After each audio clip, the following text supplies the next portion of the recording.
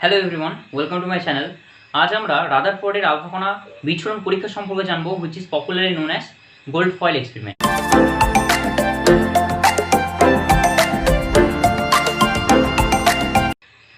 তো এটা হলো রাদারফোর্ডের আলফা কণা বিচ্ছুরণ পরীক্ষার এক্সপেরিমেন্টাল সেটআপ। এটা কি? এটা হলো একটা আলফা রশ্মি উৎস, যেখান থেকে আলফা রশ্মি নির্গত হবে, যেটা একটা লেড কন্টেনার দ্বারা ঘেরা রয়েছে, এবং যে ফেসটা দিয়ে নির্গত হবে আলফা রশ্মিটা সেখানে একটা ছোট্ট ছিদ্র করা আছে। এটা ইনশিওর করার জন্য যেন একটা সরলরেখা বরাবর যেন আলফা রশ্মিতে যায়। এবার নেক্সট সেটা হচ্ছে একটা সোনার পাত। বিজ্ঞানী রাদারফোর্ড তার এক্সপেরিমেন্টের জন্য সোনার পাতকে বেছে নিয়েছিলেন। সেটাকে ঘিরে রয়েছে একটা পর্দা, যেটা জিঙ্ক সালফাইডের দ্বারা পরিলিপ্ত, বা বলা যেতে পারে এটা জিঙ্ক সালফাইডের একটা পরিলিপ্ত পর্দা। এটা এর ওপরে যদি আলফা রশ্মি এসে পড়ে যে কোনো একটা জায়গায়, ধরুন নিচ্ছে এই জায়গায় যদি এসে সরলরেখা গেল, এই জায়গায় যদি এসে পড়ে সেই জায়গায় একটা উজ্জ্বল বিন্দু সৃষ্টি করবে। আবার এখানে যদি এসে পড়ে তাহলে এখানে একটা উজ্জ্বল বিন্দু সৃষ্টি করবে, অনেকটা এরকম। তো আলফা রশ্মিটা কি সেটা একটু জানতে হবে। আলফা রশ্মি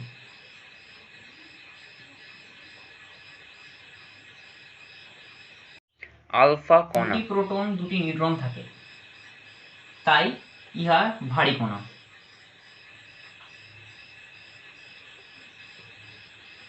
আর রাদারফোর্ড আলফা রশ্মিকে বেছে নিয়েছিলেন কারণ এটা ধনাত্মক আধানগ্রস্ত এবং ভারী, সেই সঙ্গেই এটা উচ্চ শক্তি সম্পন্ন হয়।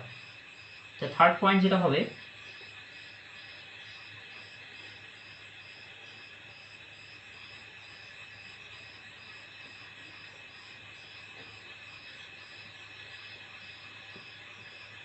ধনাত্মক আধানগ্রস্ত। 4 নম্বর পয়েন্ট হলো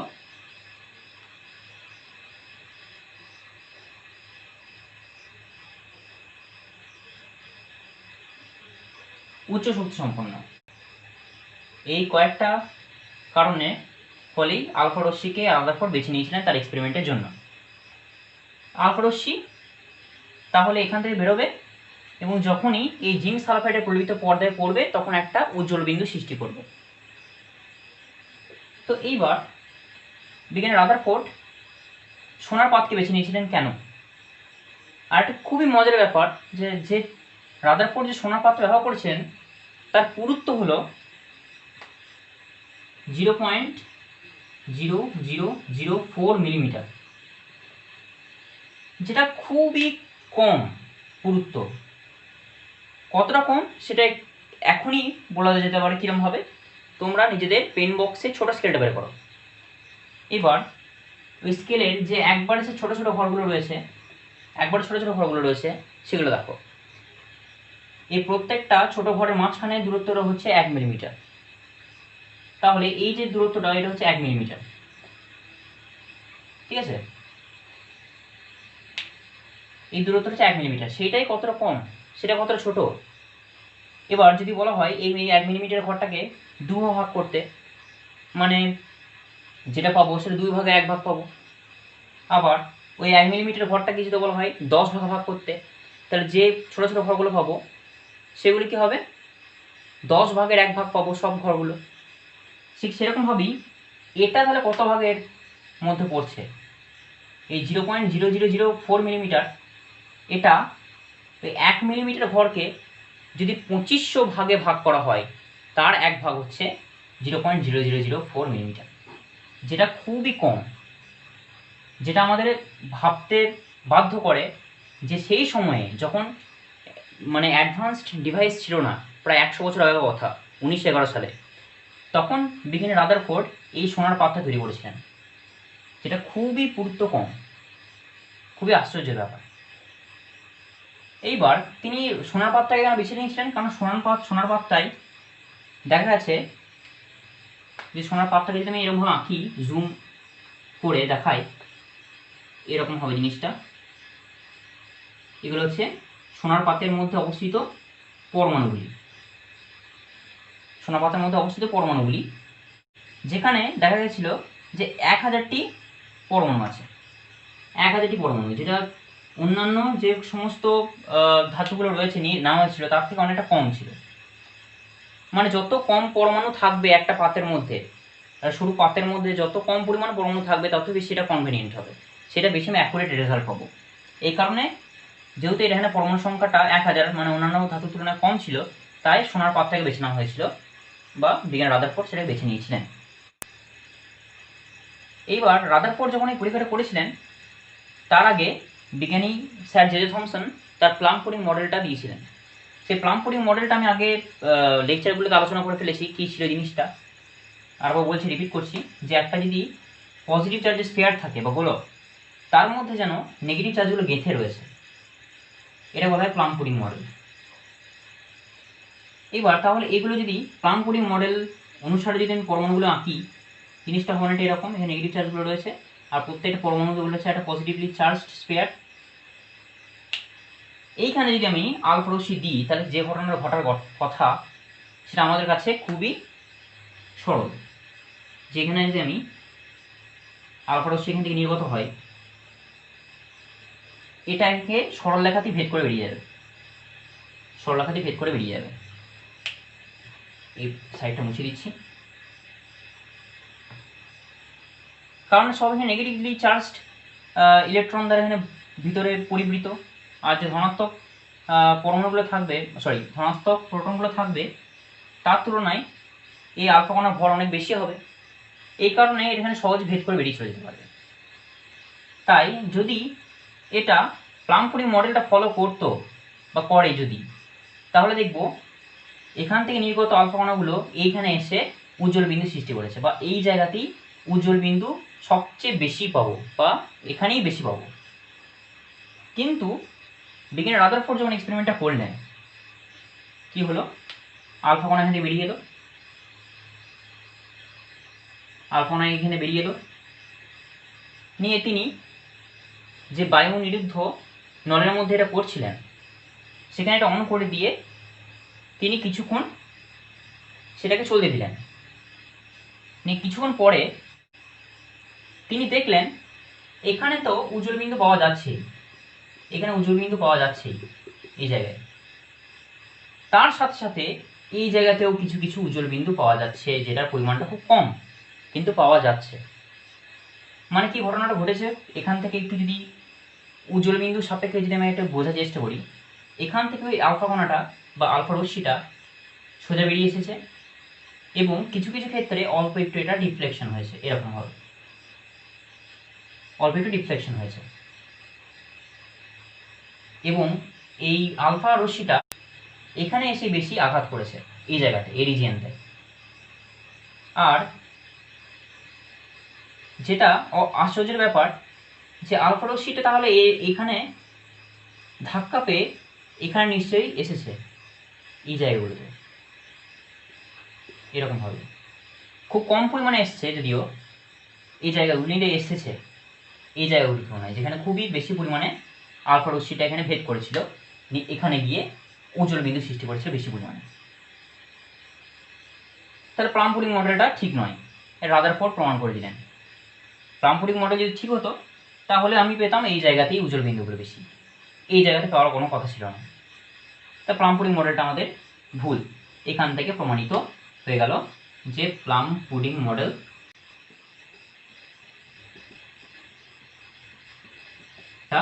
ভুল। তো এই এক্সপেরিমেন্টটা করার পরে আমরা কয়েকটা সিদ্ধান্ত উপনীত হতে পারি।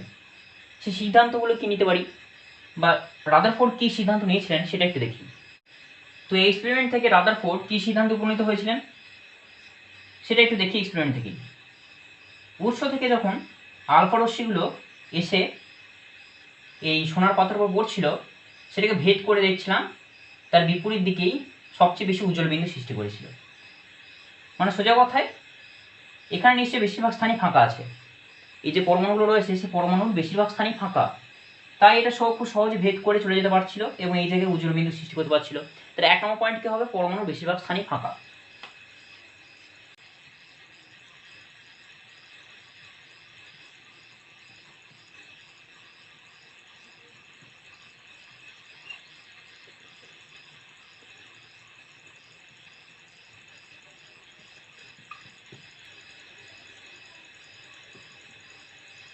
এইবার এখানে তো উজ্জ্বল বিন্দু বেশি পাচ্ছিলাম ঠিকই, কিন্তু সমস্যাটা কোথায় দাঁড়ালো, এখানে গিয়ে আবার ধাক্কা পেয়ে ফিরে আসাটা। এটা কি ঘটছে ঘটনাটা, যদি আমরা পরমাণুর এই লেয়ারটাকে আঁকি, এগুলো যদি পরমাণুগুলো হয়, যখন আলফা রশ্মিটা এদিকে যাচ্ছে এদিক বরাবর,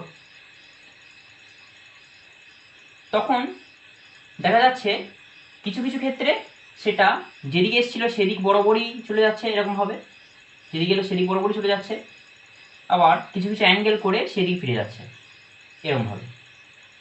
তার মানে নিশ্চয়ই এখানে কোনো ভারী এবং ধনাত্মক আধানগ্রস্ত কণা আছে। ভালো করে শুনতে হবে। আলফা রশ্মি নিজে ভারী এবং তড়িৎগ্রস্ত, পজিটিভলি চার্জড।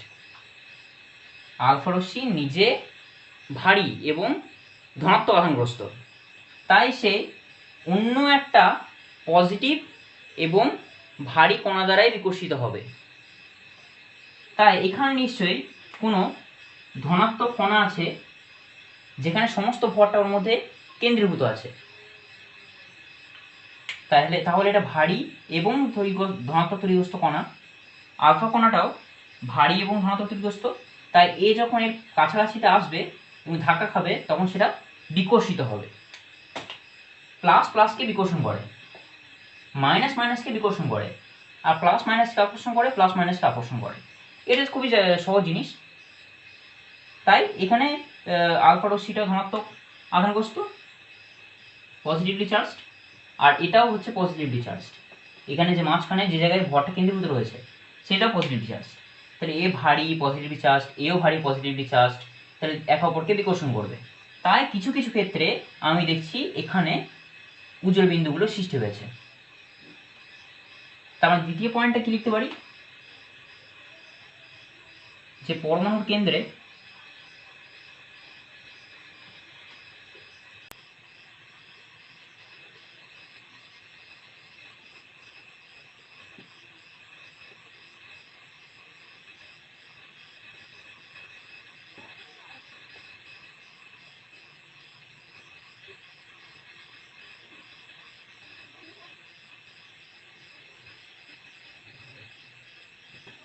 তাহলে পরমাণুর কেন্দ্রে অতি ক্ষুদ্র স্থানে ধনাত্মক আধান ও ভর কেন্দ্রীভূত আছে।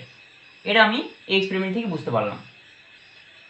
তাহলে এই জিনিসটা আমরা একটু পিকচারাইজ করার চেষ্টা করি, কি ঘটছে ঘটনাটা। তাহলে ঘটনাটাকে যদি পিকচারাইজ করার চেষ্টা করি, অনেকটা দাঁড়াবে পরমাণু গঠনটা এরকম। কেন দেখি একটু আলফা রশ্মিটা চালিয়ে, যখন আলফা রশ্মিটা একটা উৎস থেকে চালাবো, যদি এদিক বরাবর যেতে চাই, তাহলে এখানে পজিটিভ চার্জ আছে মাঝখানে, তখন এটা আবার বিকর্ষিত হয়ে ফিরে চলে আসবে। ঠিক আছে, এবারে রশ্মিটা যদি এদিক বরাবর যেতে চাই, তখন এখানে বিকর্ষিত হবে ঠিকই, কিন্তু এর গতিটা বিকর্ষিত হচ্ছে, তাই এটা এরকমভাবে বিকৃত হবে। আবার অনেকটা এরকমভাবে, যদি এরকমভাবে যায়, এটা এরকমভাবে বিকশিত হবে। তাহলে এই ধনাত্মক আধানের কাছাকাছি গেলেই সেটা যেদিকে এসেছিল সেদিক বরাবরই বিক্ষিপ্ত হয়ে চলে যাচ্ছে আলফা রশ্মিটা। আর যদি এদিক বরাবর যেতে যায় আলফা রশ্মিটা, তাহলে বেরিয়ে চলে যাবে, আর এদিক বরাবর যদি যেতে যায় তাহলে বেরিয়ে চলে যাবে। কিছু কিছু ক্ষেত্রে যখন এটা ধনাত্মক আধানের কাছাকাছি যাবে এবং সেখানে বিকর্ষণ বলটা খুবই কম কাজ করবে, এরকম জায়গায় ধরে নিচ্ছি, তখন আলফা রশ্মিটা যাবে ঠিকই, কিন্তু একটু বিকশিত হয় সেটা একটু টিল্ট করে ডিফ্লেকশন ঘটবে। আবার এই ক্ষেত্রেও তাই, যখন এদিকে পরমাণুর কাছাকাছি আসবে, মানে নিউক্লিয়াসটা কাছাকাছি আসবে, সেটা থেকে একটু ডিফ্লেকশন হয়ে এদিকে বরাবর চলে যাবে। তো এই কারণে আমি ওখানে উজ্জ্বল বিন্দুগুলো ওইরকম ধরনের পাচ্ছিলাম, সবচেয়ে বেশি পাচ্ছিলাম যদিও, আর এই জায়গাগুলোতে আমি ডিফ্লেকশনটা সবচেয়ে কম পাচ্ছিলাম। এই গঠন থেকে আমাদের কাছে যেটা ক্লিয়ার হয়ে গেল, যে পরমাণুর একদম কেন্দ্রে সমস্ত ধনাত্মক চার্জ এবং ভরটা কেন্দ্রীভূত থাকে, এবং তাকে আমরা বলি নিউক্লিয়াস। তো এটাকে যদি বলি আমরা, এটা বলবো নিউক্লিয়াস। এটা হচ্ছে নিউক্লিয়াস। নিউক্লিয়াস বা পরমাণু কেন্দ্রক। তাহলে 3 নম্বর সিদ্ধান্ত কি হবে? পরমাণু নিউক্লিয়াসকে কেন্দ্র করে বিভিন্ন কক্ষপথে ইলেকট্রনগুলি আবর্তন করে।